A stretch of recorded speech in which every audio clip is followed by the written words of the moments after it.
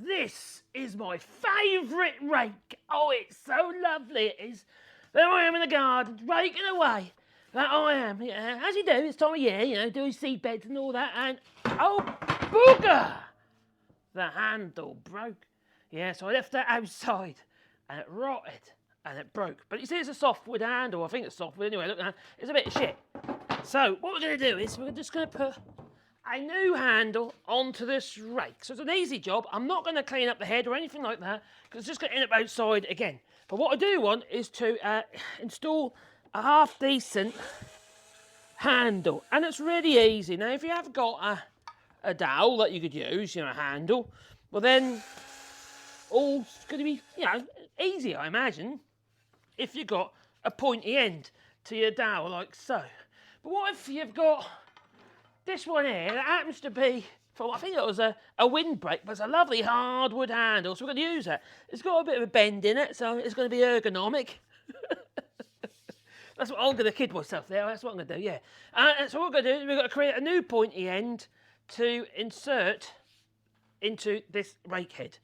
Now, some people might say, why bother? Just going to buy another rake with a handle, or buy another handle with a taper on already. Yeah, okay, if you can get a decent one, that is. This is actually fairly knot-free. There's no splits or anything like that. I don't know where, I just cleaned it up. It had all paint and stuff all over it. But I'm pretty certain that was from one of them old blue and, you know, stripy type windbreaks you have on the beach. I think it is. It's hardwood anyway. Looks, you know, I'm not sure what sort of wood it is though. It's not beech or anything like that. It's not. I think it's hickory. No, it's a hardwood. What hardwood I don't know. It's heavy. That it is. So let's whack that one off there. So we need a hammer first. So I grabbed a hammer, took the screws out. So first of all, we're just going to hopefully knock the blooming thing off. Hopefully. Now, sometimes, if it's too, how to put it, if it's holding on too well, I stick it in the old wood burner and burn off the handle a little bit, you know, or use a blowtorch, and then it loosens it up. Oh, that's okay. It's a nice taper on there. That come off quite easy. So that gives me an idea what sort of taper I want on this new handle. And we're just going to use the hand plane. We are, yeah. Just keep it simple, you know. Sometimes personally, I just use an angle grinder with a sanding disc, and that works. There'll be clouds of dust everywhere, and then the excuse to use my little number 4 hand plane. Yeah. Now I put it in the vise, so you could literally lay it on the vise like so. If you just have the vise sort of partially undone, and then you've got like a space empty to sit in. So you could do it like that and just hold it and literally just do that. You know. Been there, done that before, but I'm not going to do it like that. I'm going to drop my plane on the floor. Oh my giddy aunt, I won't broke it. Me and my flipping. Oh, actually, I'll tell you what I've done wrong. It's that. Let's move that up.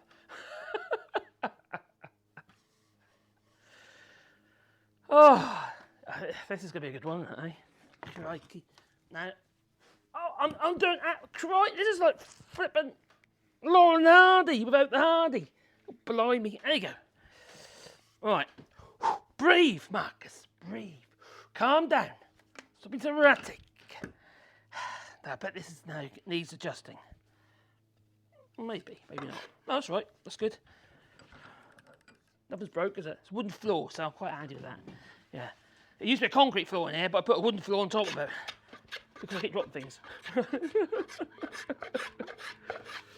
If anyone watching this video who suffers with carpal tunnel syndrome and they might have had the operation, you'll know what I'm on about. I'm nowhere near as dexterous as I used to be. Now, because I'm trying to create a round with this hand plane, I don't know what I'm doing. I'm not just going like that, although you could.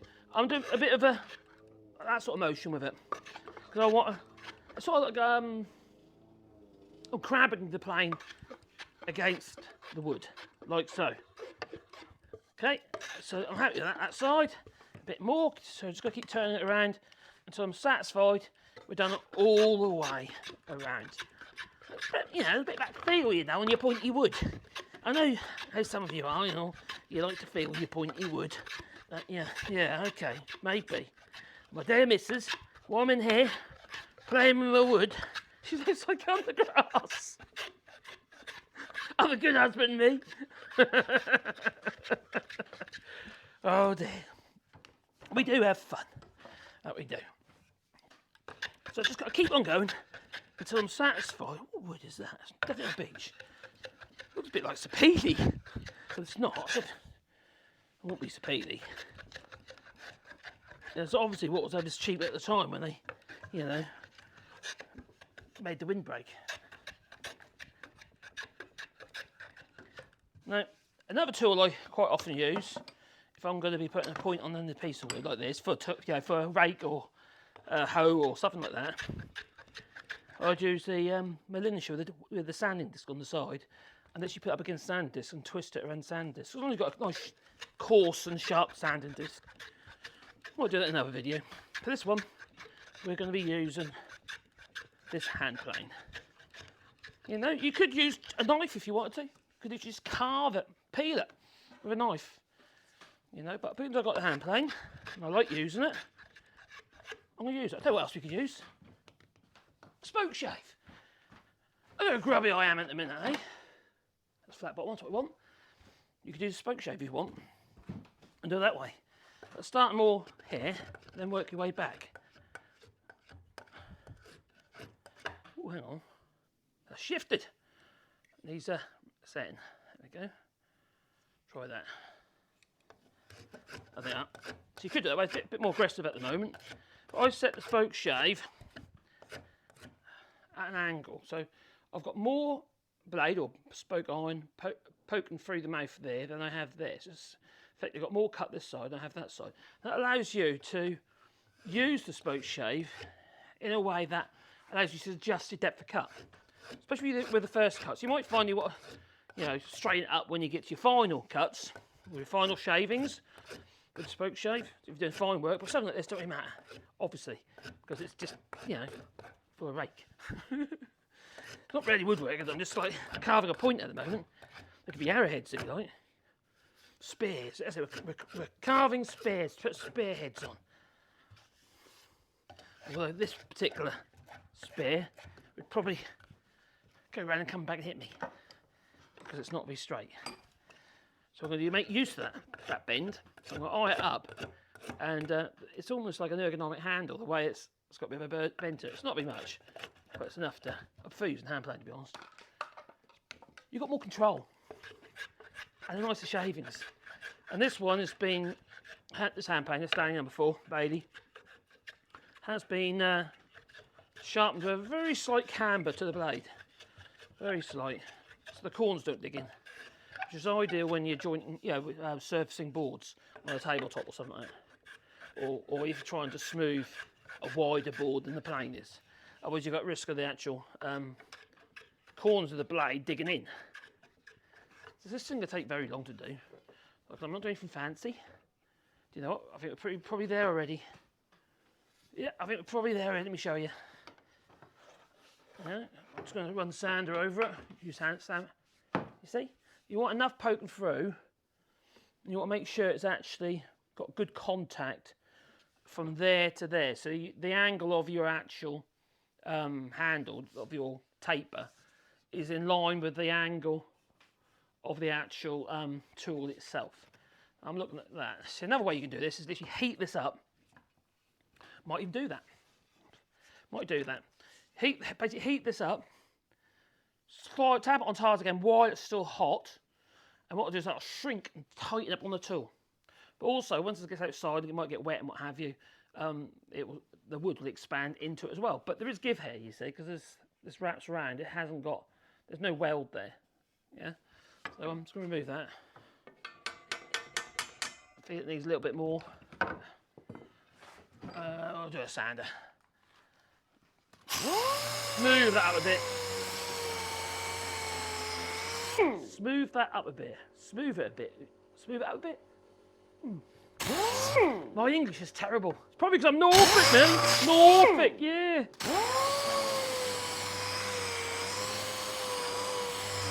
If Top Smoker's watching this, he probably thinks I've got web feet.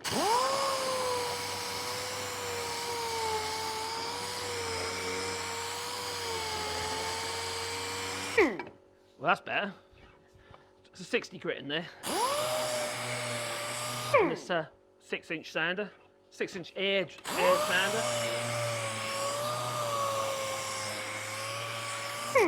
Now, some of you might remember I bought a 5-inch version of these air sands, and a cheap one, not as good as this.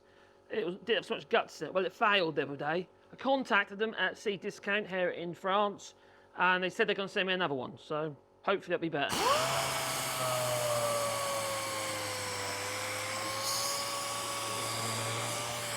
I'm very tempted to lash out on a Merca or something like that, really.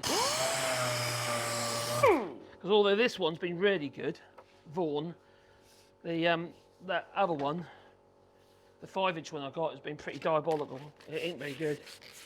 Nowhere near as good as that one. But I want a 5-inch one because the sanding discs are cheap as chips to 5-inch sanders. So you get the 6-inch sand discs, all of a sudden they like double in price, treble in price, because they're not as common. All right, so I'm looking at the handle. At the moment, what am I finding out the bend of the handles? Literally put one end down, all right? Okay, I put it on there like so, and I'm allowing it to find its low point, because it's got a bend in it, you see. So that means that's the lowest point, which means I want that to be where the lowest point is to be the top of the handle. So I really could do just put a little dot on there or something. Yeah, that's going to be top. So right at the end, I don't want to be sideways. I don't want to come out the side of me. It needs to be either down or up. I'd rather the high be on the high side. So I feel there's more pressure. Also, the end of the rake will be more level instead of pointing down so much. Yeah, I think that makes sense. Does it make sense? Anyway, let's heat this up, just for the hell of it, because we can. All right. It's not exactly woodworking, is it? Oh, I made a point on the end of a bit of wood. Yeah. But it's this time of year, you see. There might be someone out there who's got a broken handle. Might be quite an easy fix, it is. So you don't want to be too worried. So just put that on there like that. There you go, like that. And I'm going to put that so I can heat that up. I've got a holder. Oh, Bennett, really? Oh, we don't want it red hot or anything like that. No, we're just going to warm it up a bit. La da da da, and that'll expand. I want it hot enough so it can burn the wood.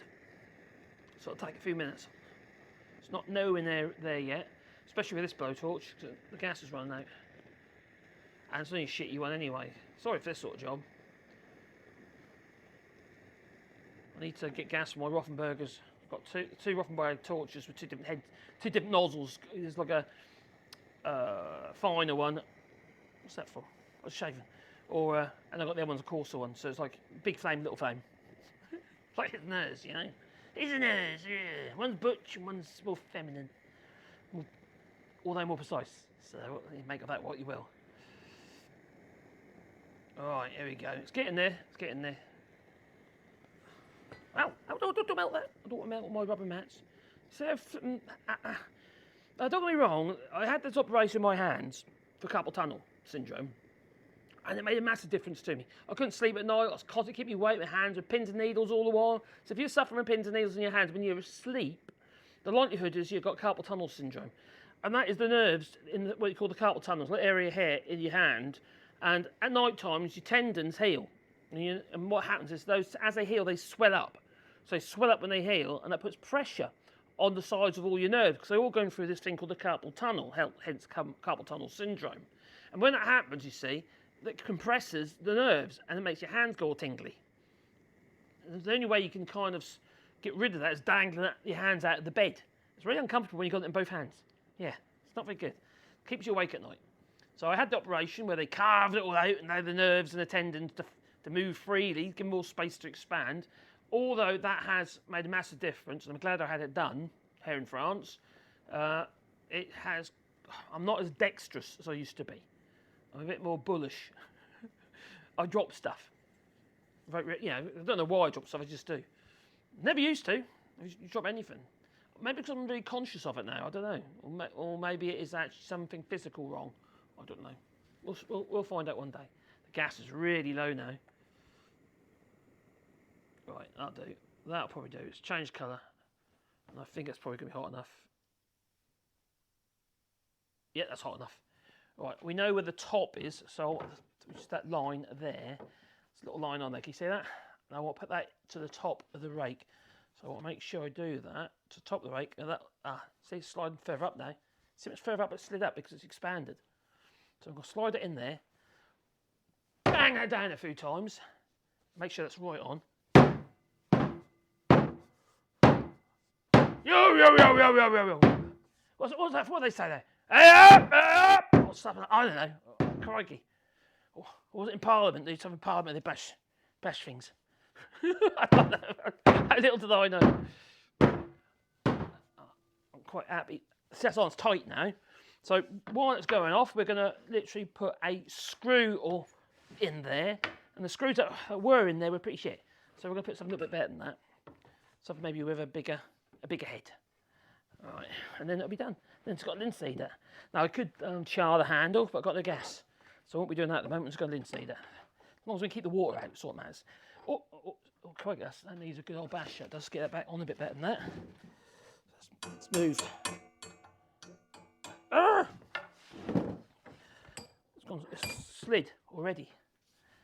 Right.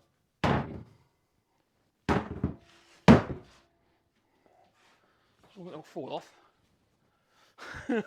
One way, yeah, give it a shake. All right. Like that there. All right, let's give it. We've got this here, you see. So if I put that there, I'll fit between the tangs, hopefully.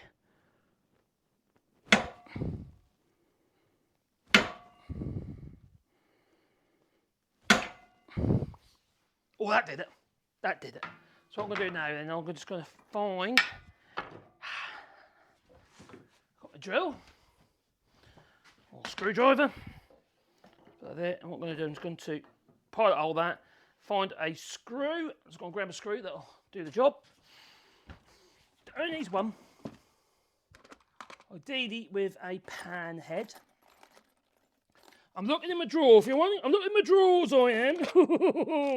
Are you excited? Oh, you should be. Blimey. Okay, I found a screw that will do the job. I've got my drills, which are over here.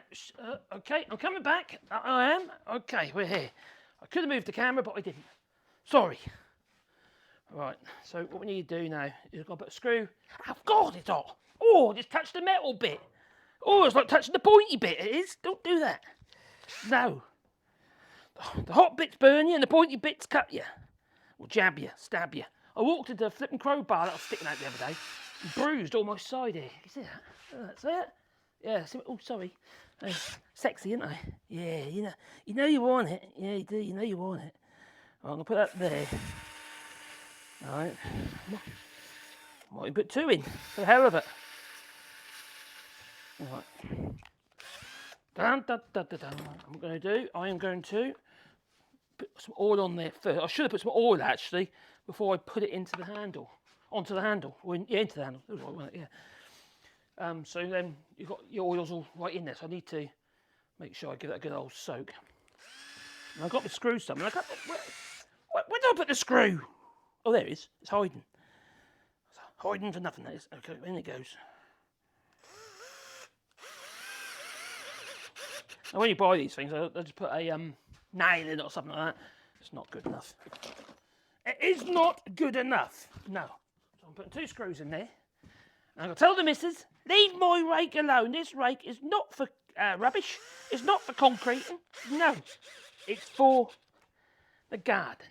For the seed beds. Because it's a fine rake. Okay, darling? Love you lots. Right. Okay, we've done that. So far, so good. Right.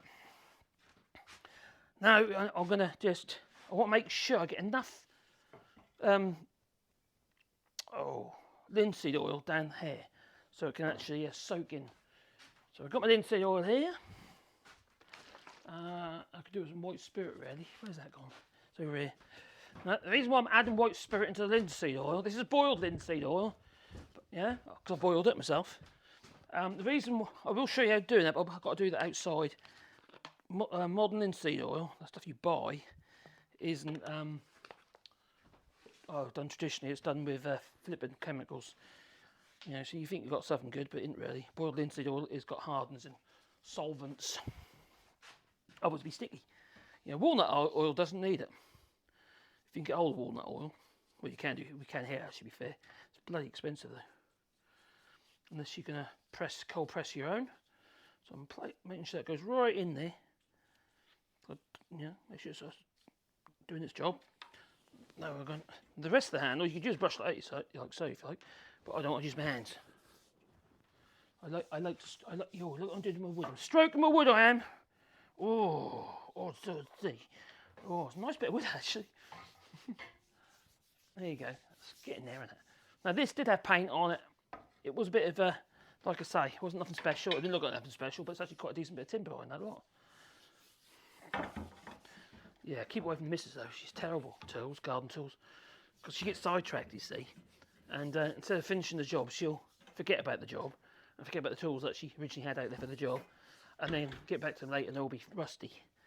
Or she'll look at spades and she'll leave them in the ground with a spade blade in over the winter, and then when you take it out of the ground, you realise you've got half a spade. I've got some stainless steel ones, and you know, stainless steel on things like spades is never that great. It's not the best stainless steel in the world, and it does, you know, because stainless steel is basically an alloy. It has chromium in it that sort of prevents it from rusting. That's why it's stainless, but it'll still rust, just not as quickly. Right, that's that. That's good. Oh, so now we have a rake.